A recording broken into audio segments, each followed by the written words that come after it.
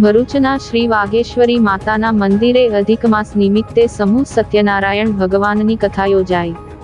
પવિત્ર અધિક માસ એટલે કે પુરુષોત્તમ માસ નિમિત્તે ભરૂચના લાલભાઈની પાટ સ્થિત સુપ્રસિદ્ધ શ્રી વાઘેશ્વરી માતાના મંદિર ખાતે સમૂહ સત્યનારાયણ ભગવાનની કથાનું ભવ્ય આયોજન કરવામાં આવ્યું હતું।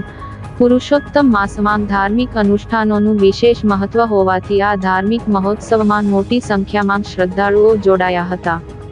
આ પ્રસંગે આમંત્રિત વિદ્વાન ગુરુદેવો દ્વારા શાસ્ત્રોક્ત વિધિ વિધાન અને વૈદિક મંત્રોચ્ચાર સાથે ભગવાન સત્યનારાયણની પૂજા અર્ચના કરાવવામાં આવી હતી।